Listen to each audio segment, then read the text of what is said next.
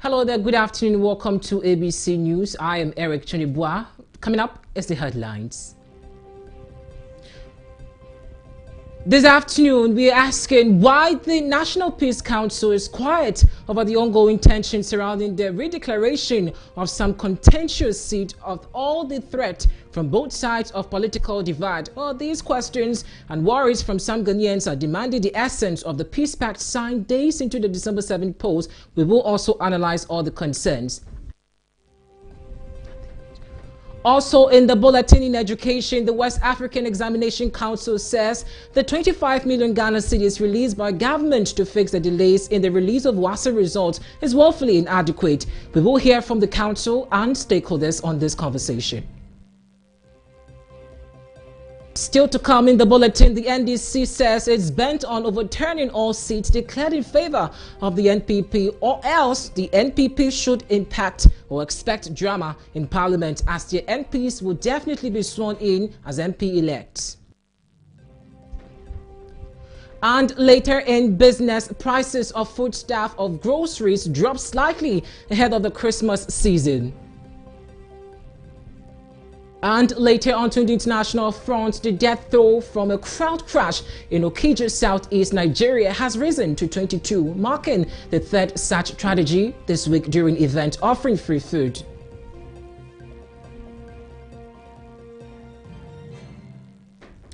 Let's bring you the details of these stories and more after this. Do stay.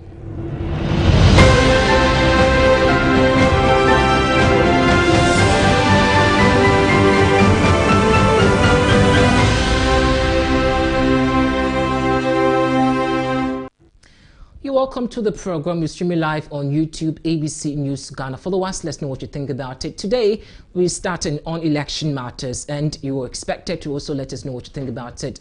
Political parties and their presidential candidates that contested the December 7 election signed a peace pact to ensure a peaceful electoral process.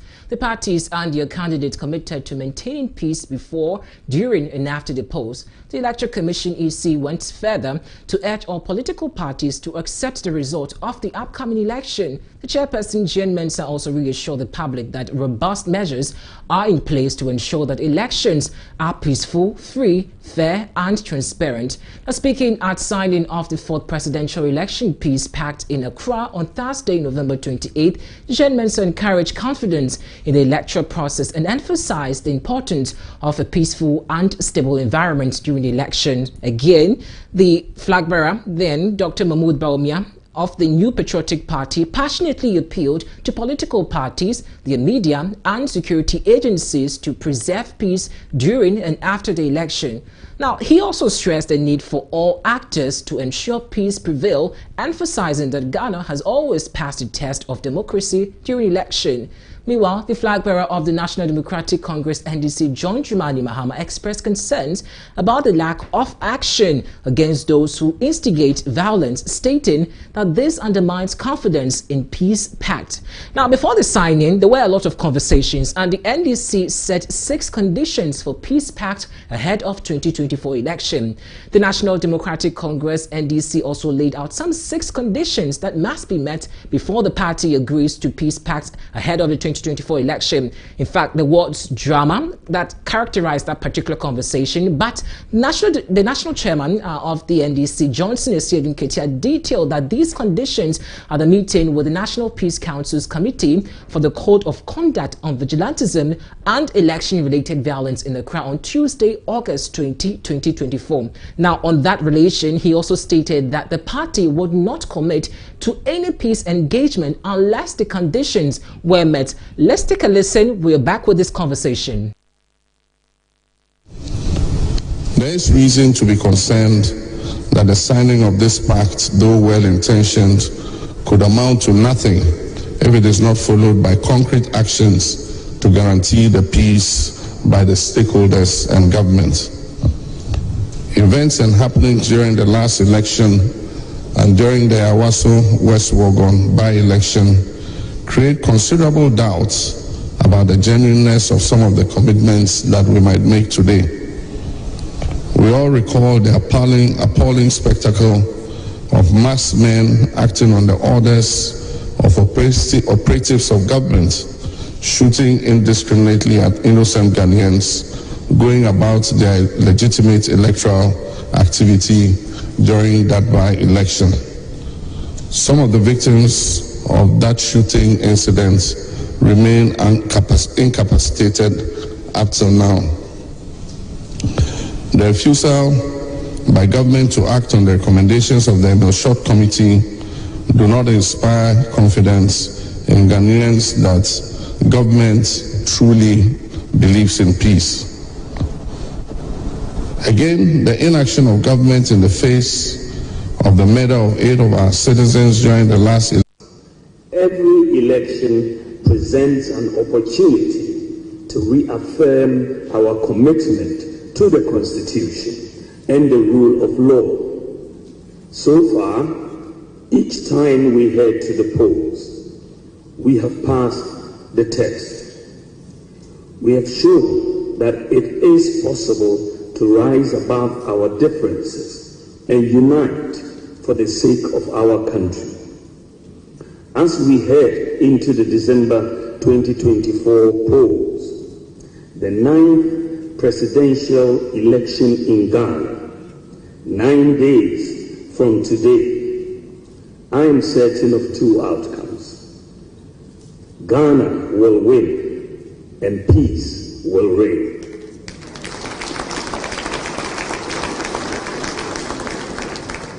We have been here before and can prove again that Ghana is a shining here before. So this was when the 2 major political parties and other major political leaders went ahead to sign the peace pact. Now, in reaction to the NDC threat to boycott the signing, the National Peace Council remained confident that the opposition National Democratic Congress would sign the peace pact ahead of the December 7 poll, despite the party's reservations, and they eventually did.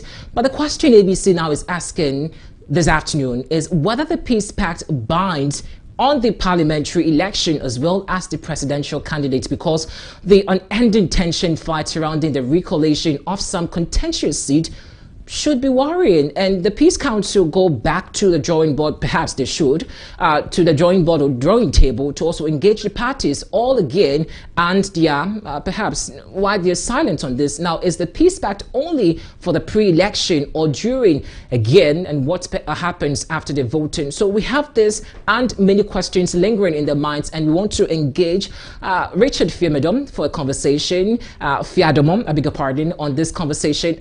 Good afternoon, sir. Good afternoon. Good afternoon to all the cherished listeners. We're grateful for your time. Now, first of all, let me just take your thought on these whole post-election violence that has characterized our election before maybe we engage you particularly on the peace pact aspect of this, sir. Yeah, for that, it's very, very unfortunate that after we've all gone to queue to vote and select who we think is the best person to run this country, Electoral Commission has declared, of course, there were some issues about some parliamentary and all that. So for that, with that level of violence, it was not anticipated at all, following from how peaceful the actual process of the election has to go through. So the violence is most unfortunate, and it's not something that should be condoned at all. Now, prior to this election, the Peace Council engaged the political leaders. They signed the peace pact. They told us that after, this election, even during the election, it was going to be peaceful. Throughout the process, we saw how the journey went. But after the election, we have seen some pocket of violence. But you, as an expert, I just want to find out your thought. What is the role of the peace pact right now? And in fact, their silence, some would say the lack of strong response post-election after the political stability. How does this bode for the country's stability? Yeah, thank you very much. I think that if we bring the Peace Council in too much, it will not be fair to the Peace Council. Because prior to the election, yes, we agree that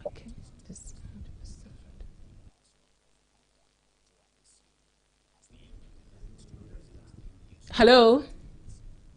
yeah. there is some interest in the background. I don't know if it's okay. Sorry, continue. I can hear you clearly now. Yeah, I was saying that yes, Peace Council has some responsibility, but if you want to put it at their doorstep, it will honestly not be fair to them. Because you see, prior to the election, certain things were done in terms of the peace pact. The presidential candidate went and signed, and everything went on well.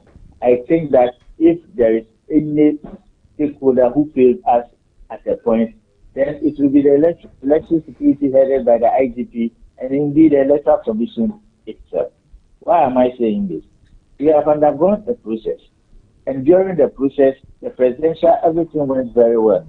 Some selected constituencies, about 9 of them, there were violent situations and all that. I expected if it was to be a widespread violence across the country, they would say that the police was overwhelmed. But for it to be just 9 constituencies and the police could not stand the authority and allowed police sat down and leave and allowed hooligans in the name parading as political supporters to go to a collation center, to go and destroy collation materials and all that. I honestly don't think that the Peace Council would be in the position to do anything about that. But where I thought the Peace Council, for example, is where it sat down and didn't take any comment and allow the Electoral Commission to also go ahead and perpetuate an illegality. We all know that the CI 127 that the Electoral Commission used to do the election, it doesn't give them the power to recollect after a declaration has been made. So when immediately the Electoral Commission came in and said that they were going to recollect after NDC or MPP has been declared as the winner of a particular parliamentary seat, that for me, I thought Peace Council should have cautioned the EC not to go on that tangent and allow the matter to go to the proper body or the law court for the law courts to decide. But here we are, the Electoral Commission has also gone ahead to collect or recollect as the case may be. We only thankful and respect the NDC leadership for asking their members not to go to those centers and asking the party to stay away. They are going to go through the legal process to get some of these things overturned. If indeed it was an illegality that was perpetrated, yes, you can allege illegality, but to confirm or to affirm that that action was illegal, it can only be taken by a court of competent jurisdiction. And we all know that it is the High Court that has been closed with the original jurisdiction to deal with election matters, especially when it comes to parliamentary disputes. There is no issue about the presidential election.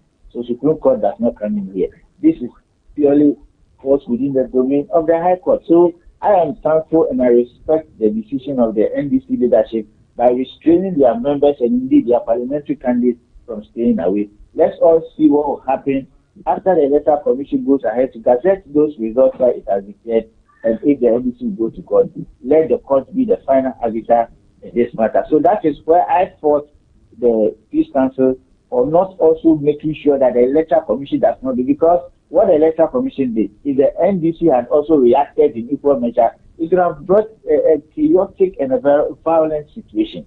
And that is why I think that once people sign Peace Pact, the Peace Pact is for all the elections, not for the presidential alone. So for the Peace Council to have sat down for the Electoral Commission to go out ahead with this kind of illegality, that is why I will for them. But for the processes happening at the collation center, that's one, it should be squarely placed at the doorstep of the IGP. They feel that when it comes to how do you allow hooligans to go to a collation center to go and destroy and burn ballot boxes and then the evidence that we used to declare. So for me, I think that the blame 75 to 80% goes to the IGP and only 20% will go to the Peace Council, especially the action taken by the EC, for which reason they all know that it was an illegality, but they kept quiet.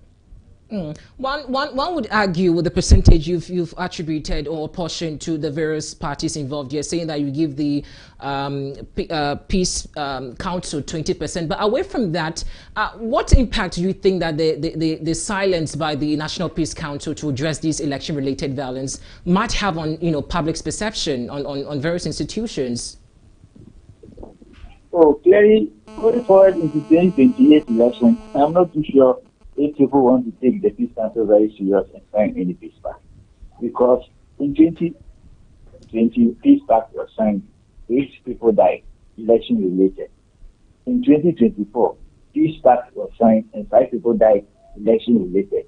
So if that is what is something to go by, I honestly don't think that in the future they should bother anybody with the issue of peace pact, because I would have thought that the Peace Council should have made sure that the Electoral Commission, once they wanted to take an action and the NDC has gone to court to stop them, then they should have, yes, the Peace Council cannot stop the EC from taking an action. But if they have somehow with a public announcement cautioning or warning the Electoral Commission not to go ahead and await the ruling from the court, that would have made sense. The people will see that, yes, the Peace Council also intervened. Just that it was as a result of the intransigence of Jimensa and their commissioners. That is why we are seeing what we are seeing. But for you to sit down, not make any comment, not pass any comment, don't say anything, no press release, no press conference, nothing to even caution the public to also await for the court to take final decision. I think that is very, very pronounced, and the Peace Council, they have failed themselves, and I dare say that in the future, we will not take them too serious if they want any peace pact signed, because the peace pact was for the elections. It was before, during, and after. So if you can do before, during, and everything is okay, and after you do not care, is it the case that the Peace Council was expecting a particular candidate to win, and because that particular candidate has won, they don't care? Is it the case that the Peace Council was expecting a particular candidate to win, and because that particular candidate did not win, they do not care? I do not think that the impression they are giving us, the general public, is a good one, and it obviously will weaken their position come 2028 if they want to call on Ghanaians and indeed political parties to sign a peace pact. It calls for a concern, doesn't it? Serious concern, because even this particular peace pact, a lot of Ghanaians were not too enthused about it because of the deaths that occurred. But going forward, if the NDC to John Dramani Mahama, president-elect, is able to bring finality to the 8 people who died in 2020, is able to bring finality to those who have just died in this 2024 election, I think that will give a certain level of confidence in Ghanaians to know that, yes, if the Peace Council fails to comment or take an action, if a responsible government comes in place, those perpetrators will punish. I think that is what I actually look forward to happen going into the future, more than the Peace Council doing anything meaningful for us, because they have shown that they are either biased or they are not happy about the outcome of the election. Thank you so much for having a conversation with us on the back of this. We have been speaking to governance expert Richard Fiadomo on this, silence on the peace pact. As I said earlier, prior to this election, they told us that this election was going to be peaceful during and after the election. But there's your silence and unconcerned and nonchalant, quote unquote, according to what some people, and we also wanted to find out. Unfortunately, when you try to reach them out, they're unable to answer. But we're hoping that in subsequent bulletin and broadcast, they will pick our calls and answer some questions. But let's do some more news away from that. President Nana Addo Dankwa Akufo-Addo has condemned the post-election violence that has erupted following the 2024 general election, holding the leadership of the National Democratic Congress NDC particularly responsible. The outgoing president claims that the NDC played a role in the disturbances while the police service failed to manage the situation effectively and promptly. He commended the police service for their efforts in controlling the situation, but urged them to develop a new strategy to respond more quickly in similar events in the future, emphasizing that their response to the recent violence was not adequate. He made these comments while speaking at the bicentennial anniversary of the Presbyterian Church of Ghana on Sunday, 22 December in Accra. Excellency John Dramani Mahama, now President-elect. However, it is with deep concern that I acknowledge the unfortunate incidents of post-election hooliganism, vandalism, and violence that followed. Incidents which threatened to tarnish the beauty of our democratic exercise. Such acts were completely unnecessary and are wholly unacceptable. They must never reoccur. It is particularly regrettable that these unfortunate disturbances appear to involve some executives and sympathizers of the victorious party, the National Democratic Congress. As a nation, we must be resolute in our commitment to safeguarding peace, stability. Well, still on President Nana Dankwa Akufo-Addo, he has expressed pride in the achievement of his administration, highlighting advancement in health, education, other sectors, and governance as transformative steps in Ghana's development. Speaking at the Presbyterian Church of Ghana's bicentennial anniversary launch on December 22, 2024 at the Osu Castle, the president attributed his government's success to divine guidance and the support of the Ghanaian people. He commended the Presbyterian Church for its vital role in national development and over 200 years, emphasizing its influence on education, healthcare, and moral values, while acknowledging its unwavering prayers and support during the tenure. I speak to you today proud of the achievements of my government has chalked under God's guidance and the support of our people. From transformative policies in education, health, agriculture, industry, and infrastructure, to the promotion of good governance and economic development, I am confident in all humility that posterity will judge well the Akufo-Addo government's performance. Future generations will look back on this era and say that we laid a strong foundation for progress and prosperity. I would like at this stage to comment briefly on the just concluded elections, an exercise that has once again reaffirmed Ghana's enviable standing as a beacon of democracy on the African continent and in the world. We give thanks to Almighty God for the peaceful nature of the process, which allowed the sovereign will of the Ghanaian people to be manifest, and which led me to congratulate in all sincerity the winner of the presidential election, the former President of the Republic.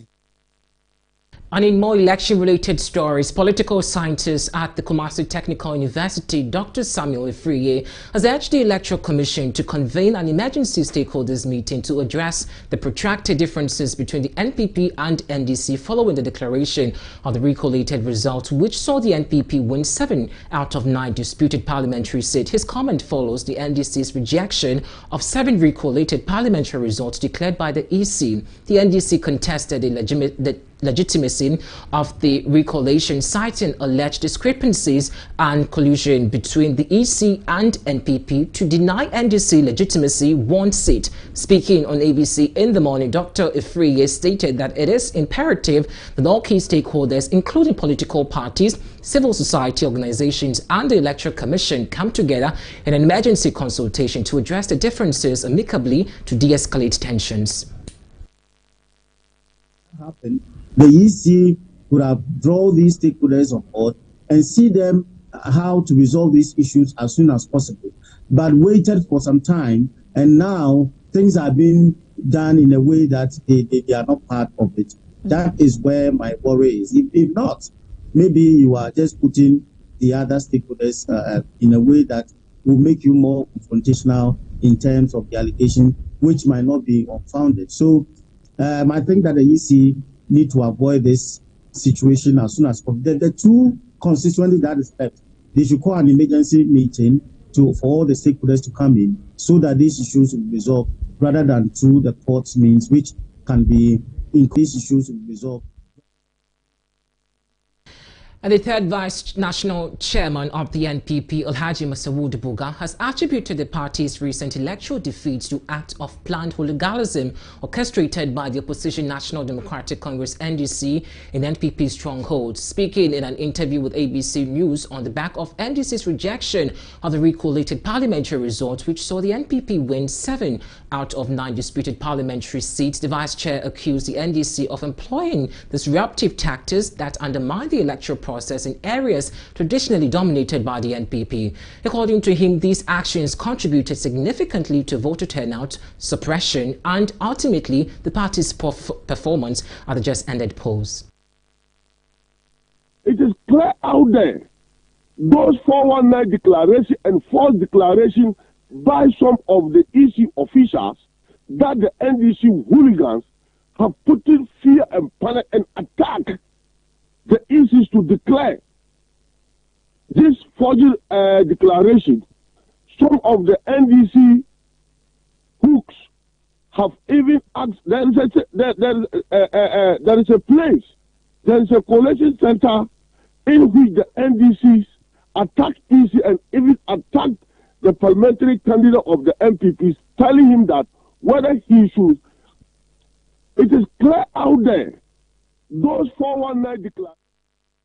And in more election-related news, the Director in charge of conflict resolution for the National Democratic Congress, NDC, Abraham Amaliba, has expressed his concern over the recollection exercise after the 2024 election, stating that the EC and other state institutions are colluding to deny the NDC of the two-third majority. Speaking on ABC in the morning, Mr. Amaliba said the EC has no role to play when results are declared, adding that the NDC will not accept those results. According to him, when there's rebuttal of issues, the matter should be resolved in court. That is the two-thirds. And I think the EC, together with other state institutions, are colluding so as to deny the NDC to have this majority. We are saying that once coalition has been done and results declared, the EC has no role to play any longer. All other issues would have to go to court for determination. If any candidate is dissatisfied with their manner and nature and how the coalition was done, the answer is not recoalition, for God's sake. The answer is proceed to court. So the NDC will not accept these results. But I can say that just like it happened in 2020 when the NDC won parliamentary and the EC, once again, together with state institutions, the military, denied the NDC majority. Away from matters of election, let's do issues related with education. And the West African Examination Council, WAEC, has expressed its disappointment over the 25 million Ghana cedis recently released by the government to help offset, part of the 111 million Ghana cedis debt owed by the council. According to WAEC, this amount is insufficient to allow the release of the 2024 West African Senior High School Certificate Examination result, which are currently delayed due to the government's indebtedness. In an interview with ABC News Ghana, WAEC head of public relations John Kapi highlighted the inadequacy of the funds provided. Now, the delayed release of the WASI result has raised significant concerns among stakeholders, including students, parents, and educational institutions, as the financial challenges facing WAEC continues to hinder its operation. Again, in response to the ongoing issues surrounding the delayed delayed release of the 2024 WASI result and the government's recent 25 million Ghana cedis payments to WAEC, Irene Sam, the Deputy PRO for National Council of the Parents Teachers Association, has raised serious concerns over the inadequacy of government's action. According to her, the government's approach has been far from forthcoming, leading to continued agitation among parents who feel their concerns are not being addressed. Well, we'll bring you that bite shortly. Unfortunately, we're unable to bring you that bite right now. But let's, away from education, go straight to the Western region, where in the Western region, cholera outbreak has claimed 60 lives. Nevertheless, about health authorities have also made substantial strides in the cholera vaccination campaign. A total of 556,366 individuals have been vaccinated, with about 88.2% of the targeted population, which is about 441,851 on the final day. Meanwhile, the ban on vegetable sales in the Western region continues unabated, with just a few days into Christmas. Now, the quest to control the increase in the number of cholera cases and death being recorded in the region, the Western Regional Coordinating Council issued a ban on sale of vegetables by food vendors on December 10. However, some vegetable sellers in Takradim, Central Market, have expressed worry over the ban on vegetable sales. The traders continue to grapple with the situation. And let's go straight on the phone and speak to our Western Regional correspondent, Jacob Bam. Jacob, paint us a picture what the latest development from that region is. All right, so thank you and welcome to the Western region. When it comes to the Western region, things are not going as planned for most vegetable vendors and consumers too as well. there has been a ban on vegetables in the region, and that there has not been any transaction for any vegetable product in the western region. Market women are actually vegetable sellers are actually crying since we are in the festive season, and most of the food or dishes that will be done in various homes will be done with vegetables, and now most of their products are there. They are not able to sell it, or no one is coming to buy it because of the report that has been circulating around that vegetables are the main cause of it.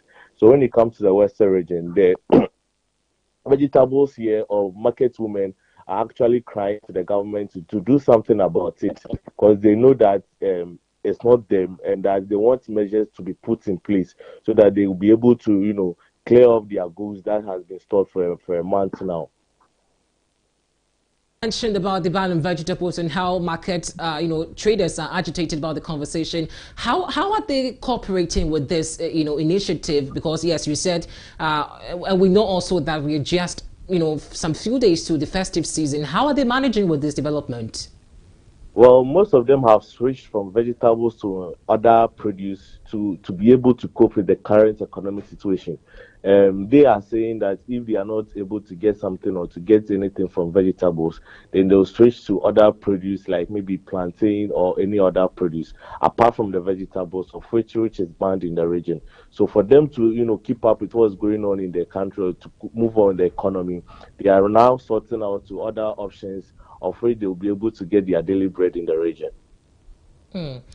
We were also told that there have been some vaccination campaigns that has gone on in the region. How have efforts to also mitigate this situation and the spread in areas where vaccination have also taken place? How are the community also responding to this vaccination efforts? Well, when it comes to the Western region, as at now, there has been an 88.2% of the vaccination done in the region. And mostly the disease or the cases are from the coastal areas. When talking about the coastal areas, you can talk about Shema coming through to Injesia, to New Takrady, to Ahanta West or Aguna Kwanta. With New Takrady having the highest number of cases reported from that community. So the vaccination is still ongoing. People are actually, I know, or me myself, I've been able to vaccinate myself with the cholera vaccine. So when we talk about the vaccination, it's going on well and people are actually receiving. Their fear is that since we are going to the festive season, and when you talk about Christmas, basically it's about that. Their fear is that most of the gatherings that will be done here will be cancelled, and they are hoping that won't happen, since they want to enjoy the Christmas very well in the region. So after this alarming result, I should say, alarming figures that we have witnessed in the region, how is sanitation like after this? Has it improved? Yes, sanitation has improved.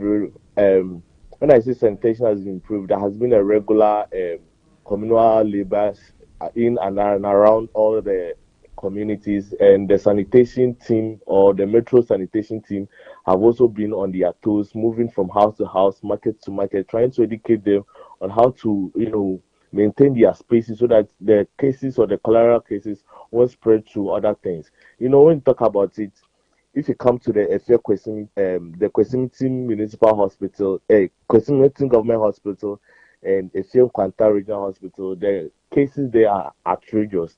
There are limited bases for the cases, and there are no spaces available for these cholera patients that are in these various hospitals.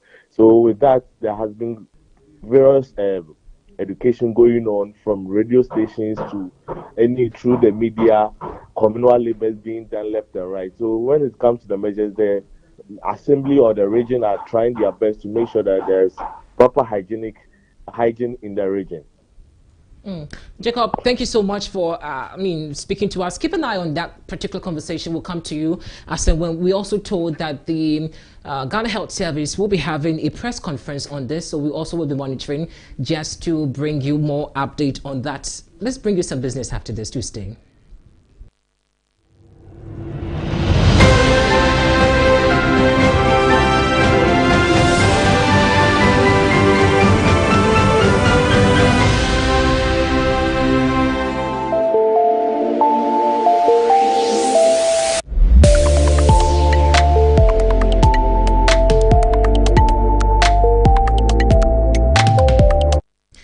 welcome once again to the program. And in business, with Christmas just around the corner, market vendors are advising that minimum of 200 cedis is needed for a decent food purchase, while 500 cedis should be enough to feed a family for a week. Now, at the Domit market, one market vendor noted that vegetable oil has seen a price reduction in the past month.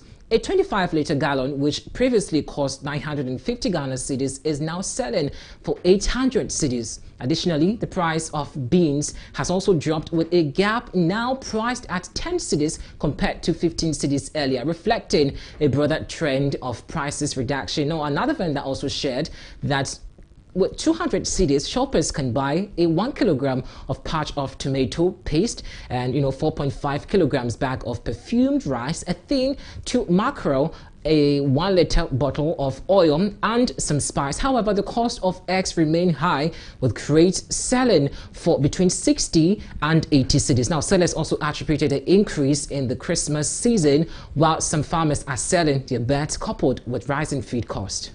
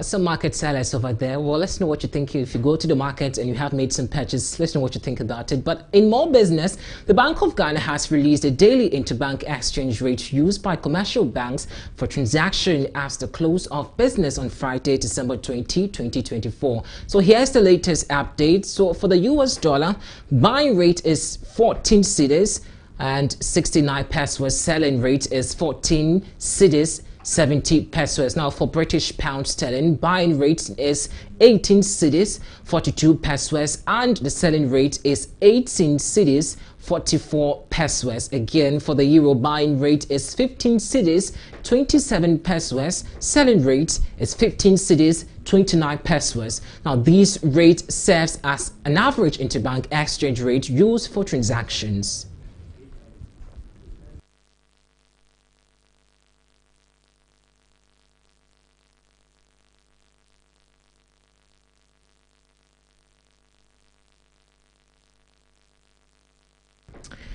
That's all for business, but we are not done with the news. Let's go back to some more conversations on health.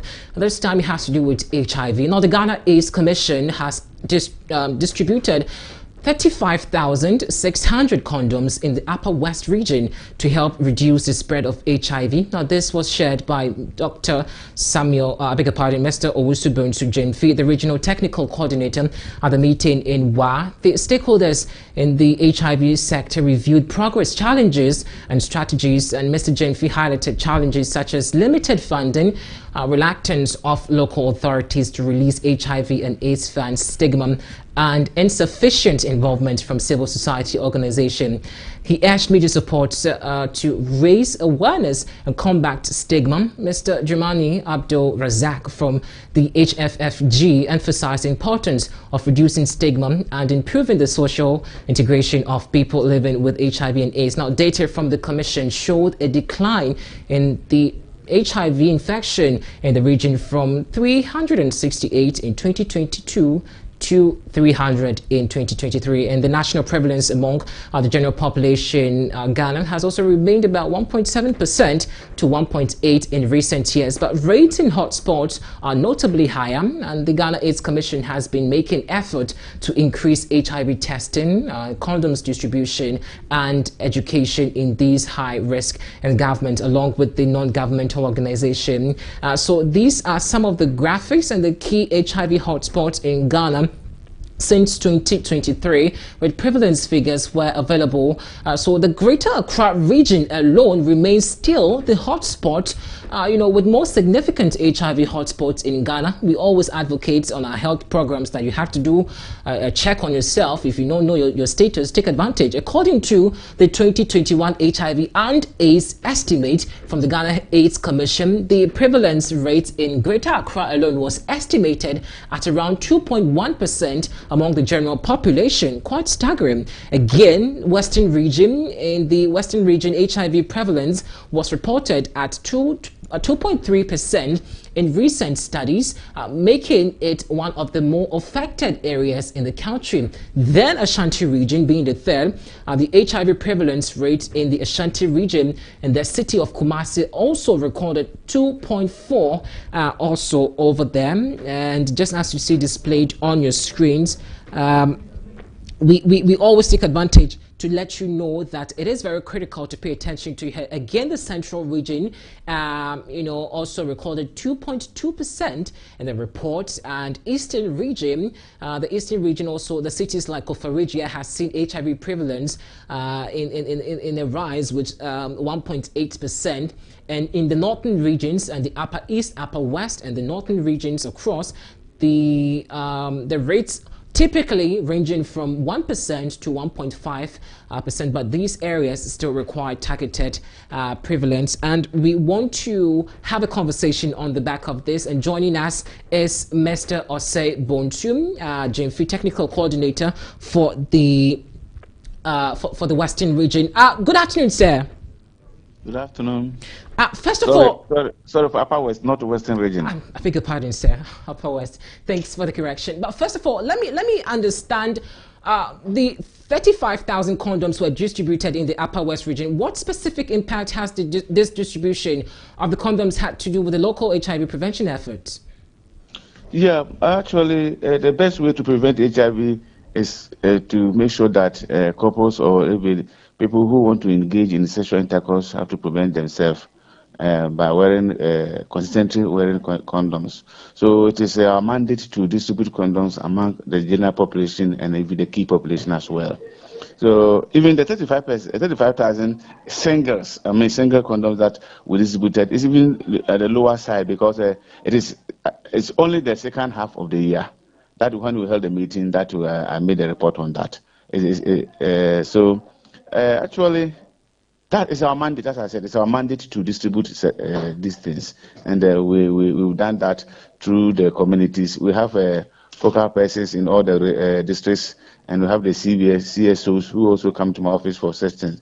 So, in fact, we are still looking for more condoms from our HQ to continue even during the Christmas festivities. If I may ask, what is informing this decision? Because as we know, the Upper West region is not more prevalent, an area where perhaps these contributions of donations should go to. So what informed this decision?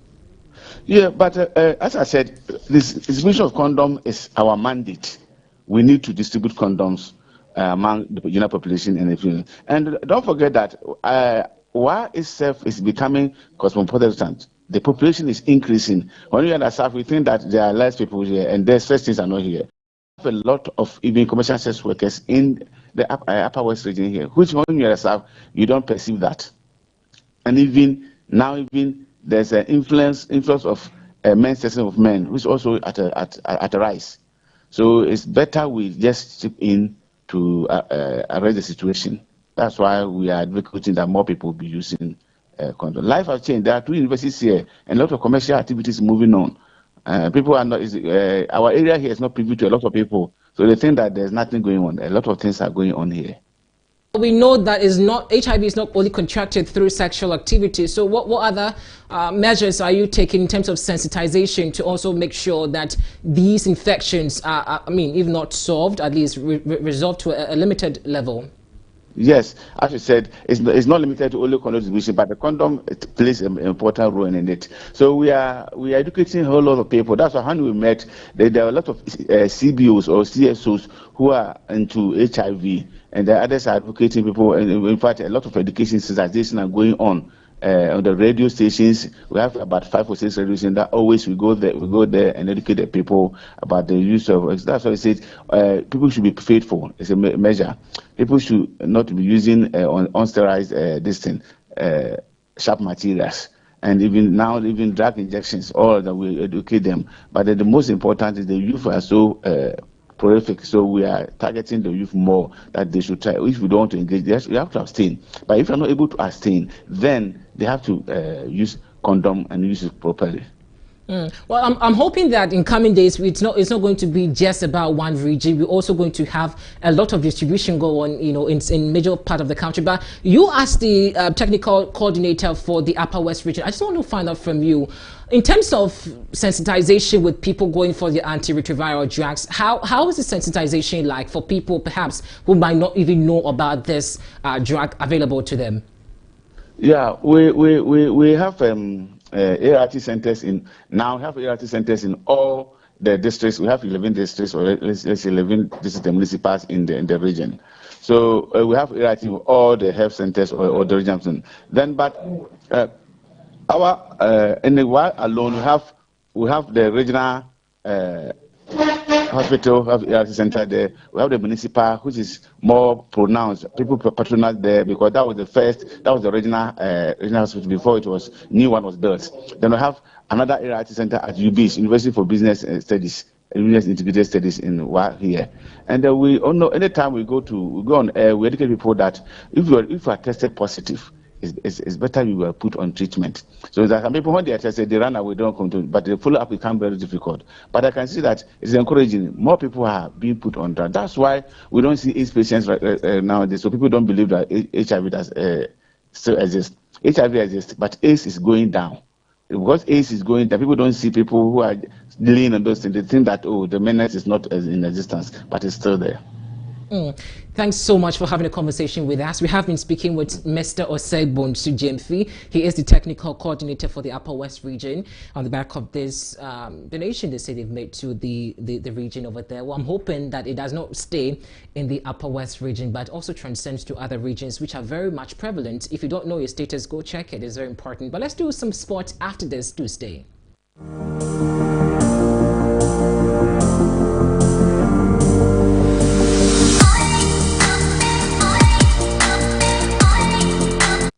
And in sport, Bayer Leverkusen star Jeremy Frimpong has expressed his deep connection with the Ghanaian heritage despite being born in the Netherlands. As a dual heritage individual, Frimpong has maintained strong ties to the Ghanaian roots, which he attributes to the parents who are both Ghanaian. Frimpong arrived in the country for a week-long stay during which he plans to engage in various activities, including charity work and visits to his project, Pathways Cooperative, which aims to benefit the local community.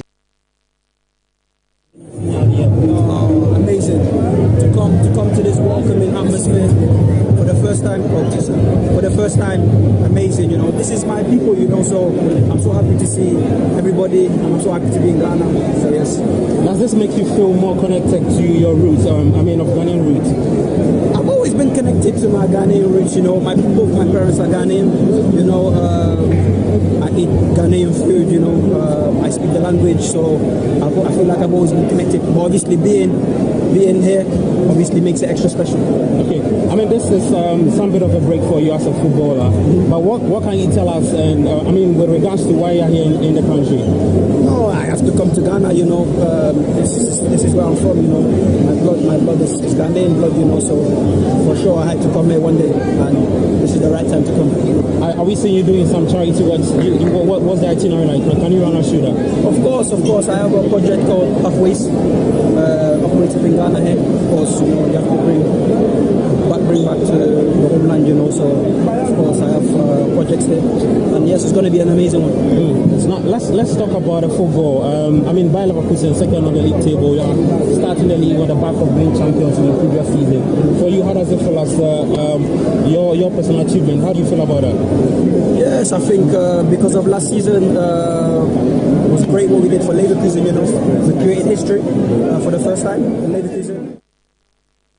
And away from sports, let's bring you some international updates.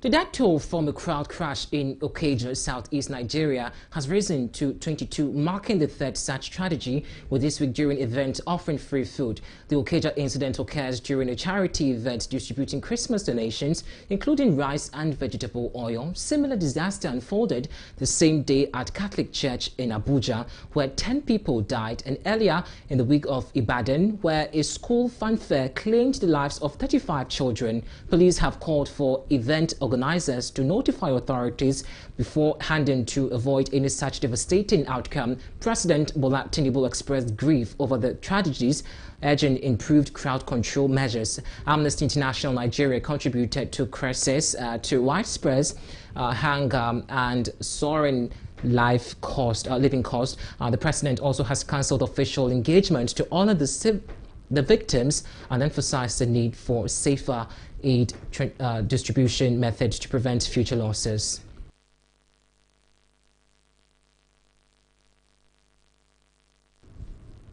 We're back with entertainment Tuesday.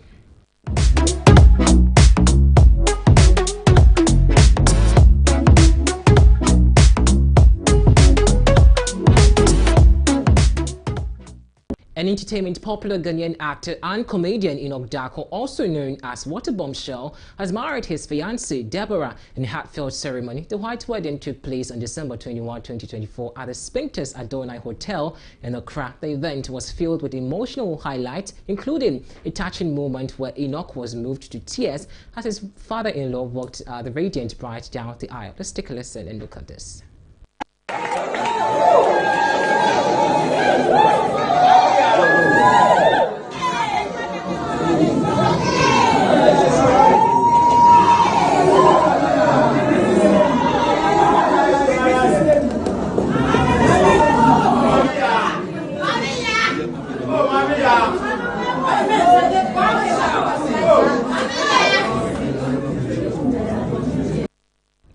Now, following the ceremony, Enoch has shared a playful video on Instagram flaunting his wedding ring.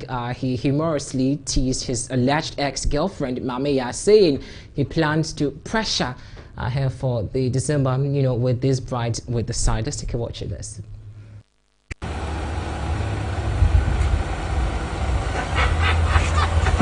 Mameya, I know your heart is beating. I know your heart is beating. I know the media is flooded with what a bombshell marriage, But listen up, God, whether you believe it or not, it doesn't concern you, God. I said on this social media, this 2024, this December, me and you, I will tension you, Mameya. How is your high blood pressure, God? Look at my finger, God. God, you are approaching 40. God, come on. Money boss. Enoch, we know you're married, but leave your ex alone. But that's all for this afternoon on the package. I am Eric Trinibuamelo. It has been a pleasure coming your way this afternoon. Do want to join the news team again at 6 for another edition of the Bulletin. Have a good afternoon.